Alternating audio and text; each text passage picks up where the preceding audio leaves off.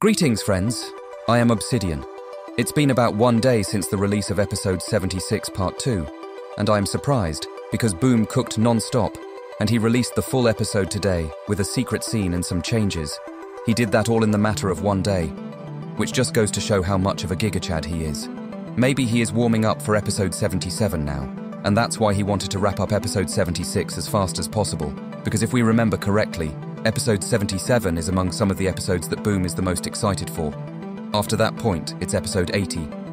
Today, however, I'll be analysing episode 76 part 2 mostly, but I'll reference part 1 here and there, and I'll also be talking about the secret scenes in more detail. But before we get into today's video, make sure that you subscribe to me so that you don't miss any future analysis and theory videos. And also, a like would be heavily appreciated, and it would let me know that you guys enjoy these analytical videos. Let's begin. First of all, I noticed that in the full episode of episode 76, there are subtitles all throughout, so the captions that weren't present in the part 1 video are present in this video, and the Astro Destructor does indeed say, "How dare you resist?" after the Skibidi Fleet laser, that Astro Interceptor to death. After that, he does say, "Traitorous scum." I thought he said traitor scum, but it basically means the same thing with just a little extension. This really does show his hatred for the Skibidi toilets after he cooks them to death, and this is not the only time that we see this guy in this episode as a whole. Then, after a few scenes, we do see the chair to the left, and it does move abruptly. We also see a plant towards the right, before we fully turn left. And yes, I know I called it an upside-down lamp in my last analysis, but that was my bad. Upon closer inspection, it does seem like it is a plant, and like the chair, it is striding along the road on its own, and this is not the first time we see these two objects throughout this whole episode. Lastly, for part 1, the small Astro toilet does say, "Time to die" in the captions too, in case you guys couldn't understand him the first time, and we see him have these pagan symbols, but we actually do see something like that again later on with a brand new character, aka Dafuk Boom's crush. Now part 2 begins after part 1's ending, where mech scientist cameraman reveals himself to be inside of the Strider camera, using it as his new mech suit. On a side note, I'm still curious as to when we will see an upgraded version for a speaker Strider, or even a TV Strider. We've never even seen that before. The TV men don't even have their own helicopters either. It would be cool to see these other attributes for their race too. So far, the camera Strider has proved that it is no longer useless, as it was in the earlier episodes, and it by far surpasses the speaker Strider now. The speakermen have been awfully quiet though, and we haven't seen much speakermen in this episode. Even more TV men have shown up, and those guys are rare to show up in groups. Boom did say that he knew what episode the speakerman base would be introduced, and maybe this absence of speakermen is foreshadowing that in some way. Anyway, speaking of which, after the mech cameraman spawns into the scene, we also see a group of TV men do the same thing as they show up to collect remains of dead, smaller Astro toilets, so that they and the rest of the Alliance can study it and upgrade with the technology of the Astro toilets, which is greater than that of the Skibidi toilets and the Alliance combined, which would help make them stronger in the future. We also see TV woman looking sad at the sight of dead Alliance members and helpless cameramen. Originally, the TV men actually said some very highly egotistical things to the cameramen, like telling TV woman not to worry about useless trash and calling the POV large cameraman a fodder. This really says a lot about them and how they prioritize the products more than the lives of any Alliance members first. We see this as a TV man says to the POV, "Stay back. Samples are more important." I understand that they are in a dire situation, but why are the TV men so well kept to themselves? They like to resolve everything by their own mannerisms, and they think that their way of helping is beneficial for the Alliance, which it is. But the way in which they behave and go about certain things with the Alliance may be a little narcissistic on their part. They just need to soften up a bit more and be less rude, and then there won't be any problems. But because of this whole situation, it might make them more impulsive in the way they speak, and maybe they are trying to mask their anger now, and sometimes they can't control it, so they lash out on the Alliance. And right here, they can't help the cameramen like they did in episodes 49 and 66, because in their eyes, there are bigger things to worry about. And maybe there is a certain time limit in which they can teleport or not. Maybe they can't teleport every second, so they have to take things step by step. On the contrary though, this may make the other races think that the TV men are traitors, because they're always cowering and now they left those Alliance members to die, and we actually see something like that play out later on.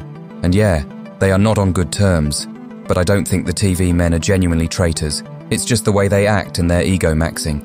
But with TV woman, she seems to have less of an ego, unlike the other TV men. After the TV man teleports away, we see the plant in the background again, for one last time, and this time it stays stationary. But as we look to the stun gun cameraman, we also see the chair in the background for a second time in this episode. And you just wait, it gets even crazier. We turn around to the laser large cameraman, and we see him put his shield back up. Somehow, it is not broken, and it looks like it can be used again, although I am not 100% sure on that. Anyway, he tells us to come closer to show us what is on his tablet. We see some coordinates which probably shows the location of the POV that they're transmitting from. As he does this, the music changes its tone as things take a more serious approach. He shows us the large TV man with 2 containers. And by the way, it seems that polycephaly large TV man got his screen repaired between episode 74 and now. Hopefully his speakers are repaired too, but that's besides the point. These containers have Alliance members in them, and he is trying to recruit as many members away from the battlefield to save them from the wrath of the ASTRO toilets. He did something similar in episode 66, and the POV was actually there. Anyway, as this happens, he says, "Move, imbeciles, before they find us again." After this transmission is over, the laser large cameraman points at the bridge behind the POV, most likely signaling to the POV cameraman to where he has to go with a nod. We then see a soldier laser toilet with a cameraman and a mutant toilet on him. The POV large cameraman decides to then pick up the armless Among Us cameraman in front of him, and he throws him on top of the toilet side, and he picks up the 2 other cameramen behind him as we see the chair move away briefly. Now that they've all hitched a ride, an ASTRO toilet starts attacking ahead, and the laser large cameraman is the first to strike back, and he goes to decimate those ASTRO toilets alongside the Strider scientist cameraman duo. We then scoot to the left, and we turn back to kill off some ASTRO toilets behind with the ASTRO weapon that we collected, and the POV does the same to some ASTRO toilets ahead, and we turn to move onto the bridge, and a random cameraman gets yeeted from out of nowhere. It's like he just no-clipped back into reality. Anyway, he gets yeeted to the back of the soldier toilet. Another ASTRO toilet is seen, and he shoots at the group, but suddenly something going at glitch toilet speeds. With a green glow, one shots the ASTRO toilet, and another one shows up soon.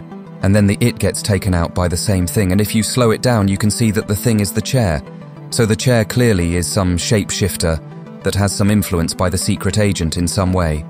Or it is the ability of a new race, and they're using their power, whilst playing a little game of prop hunt in order to save the Alliance. That's why the chair has been seen moving and following the Alliance in this episode, and the last one, because it seems like it is protecting certain Alliance groups, and maybe this is the work of a new computer race. Hopefully these hidden objects can reveal themselves soon, because I am 95% sure that they're computermen, and I can't wait to see them in their true forms. As we make our way down the bridge, a noise is heard from this big ASTRO mech crab, and he shoots from his core to a building. As he does that, the chair can be seen again by a rock, and it seems like it is trying to play a protective role, even though it fails to do so clearly from how this ends. But anyway, the POV gets blown back, and he watches as the soldier toilet and the POV cameraman reach out to him as they're trapped, and then a second later, the ASTRO toilet kills them like they're nothing. It really is sad to see. The POV large cameraman turns to look at the cocky menace, and he runs away alongside the stun gun cameraman and the mutant toilet going past the bridge he was at, and he looks behind only to see it get blown up and rubble fall everywhere. But for a split second, we see the chair again floating near the bridge just before it gets exploded, and that's the last time we see it. We get put to the ground for some seconds, but we get back up along with our other 2 allies, and we see that there are other cameramen around the area who are hiding. But I don't know, we don't see these guys die, but they're as good as dead. They have nothing to defend themselves with, and most of the ASTRO toilets around the area likely have X-ray vision that allows them to see through objects. So, they're screwed.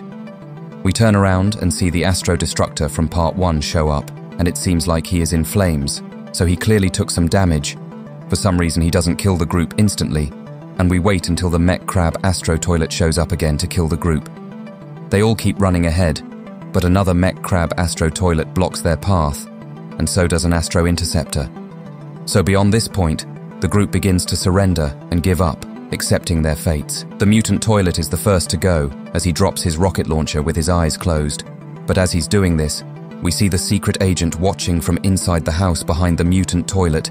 He is standing by a window just like he was when he first revealed himself in this series at episode 45, and that's how I know it is him, because he is the only character who's done that. And after a while of not seeing him, it seems like he is finally deciding to show up again. But maybe he is taking his chances, and he is only showing up because he knows that he'll be protected, or he can just disappear at once. Anyway, the mutant toilet suddenly gets lifted off from the ground and sucked into one of the Astro Duchess's magnetic laser arms, although he gets folded and tossed like rubbish. Before I continue, the Astro Duchess's design actually changed from the one in Part 2. Her hair in Part 2 was longer on both sides, and her marking on her forehead was bigger. She also had a marking on her chin, and her cheek markings were more covered. She also had a plain choker. She was also more emotionless, and we couldn't understand anything that she or the UFO Astro Toilet was saying, and her winking wasn't really as obvious until the full version. He appears later on, but now in this version, her marking on her forehead has slightly changed, and her chin marking is gone. Her hair is more similar to Ada Wong's from Resident Evil. Her cheek markings are more visible, and she now has a spiked choker and more emotion. Before we even get a better look at her, the stun gun cameraman gives his last thumbs up and he gets gravitated towards the source, and another Skibidi Toilet attacks her, but she reels him in too, and she lasers the cameraman and Skibidi Toilet together into a pile of atoms. Clearly, she is a vicious dominatrix of a queen because she really likes playing with her victims in very gruesome ways. She kind of has Art the Clown traits, I am not gonna lie. The POV tries to shoot at the Astro Duchess with his new Astro weapons, but she absorbs the shot and pulls the weapon away from the large cameraman, only to destroy it. She then decides to attract the POV large cameraman to her, and he tries to grab onto the ground to pull away from the force, but it's no use. The POV turns around to see her scanning him, making an uncertain face, and I forgot to say that unlike a helmet, she has some sort of spinning crown with red energy, and she has bright red eyes with dark eyeshadow around. Before she can do anything though, he flips her off, and she smiles as she tears that arm off and his other limbs shortly after. Now, in Part 2, when she removed his leg, she was sparking, but the POV cameraman also combusted all over the Astro Duchess. I guess that was some sort of last resort attack or something else. But in this version, Defuk Boom didn't include that effect just because of how it looked the first time. Apparently it was supposed to be some sort of oily liquid of some sorts, but the rendering got messed up according to elite cameramen. And here in the full version, this effect wasn't here. Instead, all we saw was blood. He then looks up at the Smiler and she says, "There's nothing you can do in one Skibidi line." Now that is impressive. I didn't know that one word could mean so many more words than one. We then see a masked Skibidi Toilet show up, and he uses his one laser on the Astro Duchess as he says, "Come here, wench," in Skibidi language. But the Astro Duchess intercepts this attack and summons a shield towards the side, without even looking at the Skibidi Toilet. This is very similar to what G-Man did in episode 73. He blocked the shots from behind without even looking. So it seems like Astro Toilets have spidey senses, and they can easily predict attacks. But it seems like the lower rank Astro Toilets, such as the Astro Interceptors, have less sharp reflexes than some other Astros in higher ranks. Because as we saw at the start of this episode, that one Astro Interceptor never managed to intercept the Superman Toilet in time. Or maybe it was because he was too carried away fighting the Skibidi Toilets, and maybe this is their weakness. If they get too carried away, they may end up getting taken out by other opponents. We even saw this happen with G-Man in episode 73. Anyway, the Astro Duchess seems to get triggered by the Skibidi Toilet, and originally she had an annoyed face, but now she has a psychotic grin on her face. She throws the crippled POV on the ground, and she starts using all of her laser arms to cook up that Skibidi Toilet and overpower him. Then her crown starts spinning faster than a fidget spinner, and she uses her laser eyes and laser mouth to cook and turn his face into a red velvet mess as he screams, "Stop torturing me," before he dies. Fun fact, in the Part 2 original version, she never used her laser mouth, and she looked more pissed than excited to get this kill, and there were no subtitles for this Skibidi Toilet at all. Then, the interesting part happens. The UFO Astro Toilet shows up, and he tells Astro Duchess how someone is tampering with the communication of the Astro Toilets. I wonder if it is the secret agent, or one of the computer agents, or the twin green cameramen who are tampering with their devices somehow. He then goes to say the squad that was chasing a Titan is missing. I assume they're talking about the Astro squad that got sent out to track down and kill Titan cameraman back in episode 74 after his sacrifice. We never saw what happened, And now we may actually finally be getting some closure on that mystery because their squad is not responding back to them. So it is likely that that squad got killed and someone saved Titan Cameraman if he hadn't killed them all. The UFO Astro toilet then asks the Astro Duchess if she's sure that she wants to participate, as he's probably worried that she may get taken out. But she's confident as she says, "I'm not missing out," which shows that she is willing to risk her life in order to succeed the Astro invasion. The UFO Astro toilet then tells her to proceed with the plan, and he zaps away. The Astro Duchess takes one last look at the crippled POV large cameraman as she smiles and winks at the POV large cameraman before she launches out of the scene too. Before, the wink wasn't as clear, but now it is more noticeable. The POV watches on as he lays on the ground, living his final moments, seeing an Astro carrier lasering the area in front of him.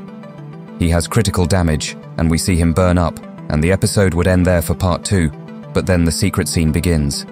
The secret scene begins with the camera offline symbol, showing that the connection of the POV large cameraman has been cut because he's now dead. So we now switch to another POV cameraman, and everyone who was in this room saw the events of episode 76 unfold on a TV, like it was for episode 70. We turn to the left and look at a group of cameramen who were likely listening in. Among these guys is Camera Woman. She seems to have gotten her arm repaired as she has it back, and she doesn't have her trench coat on, and she kind of looks more like Kathy now, and she never had a trench coat to begin with. She even did the double thumbs up like Camera Woman, and now this further proves that they're likely the same. Also, neither does she have her 2 dart blasters, nor her plasma gun behind her, but instead, now she has headphones. And I wonder if she has a protective lens also. Maybe it is already built into her camera, but we just don't know it. We also see the engineer cameraman from episode 73 that patched Camera Woman's arm nub in that full episode. He had one arm then. It seems like he took her here, and they both got repairs at the same time. The POV hears a teleportation sound, and he turns around to see a TV man and a shell of one of those smaller Astro soldiers. It kind of has the same build as the glitch toilet. In this scene here, we can also see the vlogger cameraman that we last saw in episode 74, plugging a camera onto Aura TV Man. It seems like he is an important character going forward. The TV man tells the scientists in the area to analyze the astrotech thoroughly, which means that they should spend time doing research and really analyze the astrotech so that they can understand how it works and implement it to their own technology. However, after what the cameramen saw and how the TV men left those cameramen to die in return for the astrotech, made these guys pissed off at the TV man, so someone throws a bigger TV at the TV man and it breaks on impact, but it doesn't even do anything to the TV man. He just makes an annoyed face. Then a large cameraman throws a whole table at the TV man, and he doesn't even flinch. The red shirt large cameraman from episodes 31, 34 and 70 is back, and he and the other reinforced cameraman flip off the TV man because of what they did. And then the TV man says, "You will regret it." He probably thinks that they're angry at him because they don't want to sit around and upgrade with the astrotech. So then he says, "You will regret it, because without these upgrades, the Alliance will keep on dying and they won't get strong enough to fight the Astro toilets." I think that no side is in the wrong here, and they just have misunderstandings that they have to work out in order to come back together as an alliance again. After the TV man said that, he teleports away, and the scene ends with the POV cameraman turning towards Camera Woman, and we see her picking up her brand new plunger. I assume it was Plunger Cameraman's old plunger that she upgraded to suit her tastes. This plunger is really looking like a sword plunger now. It has a sword-like base, and then the plunger head is black. The scene then ends with a blade poking out beyond the plunger, like a pocket knife of some sorts. But this is really looking like a plunger sword now, and I can tell that Camera Woman is not happy, and she is now Plunger Camera Woman or Plunger Woman. This episode sure was insane, and I wonder if we are finally going to find out what happened to Titan Cameraman in episode 77. I know it has 3 parts according to Elite Cameraman, and Defuk Boom is hyped for this episode, and now it's right around the corner. This next episode is going to be insane. But what do you think, friends? What theories do you have on episode 77, and why do you think it will be 3 parts? Do you think we will see any of the Titans or G-Man? Please let me know in the comments, as they're always welcome. Also, come join Chasing Skylar's Discord, where you will not only find me, but many other Skibidi toilet-related leaks, and you can interact with the goated community there.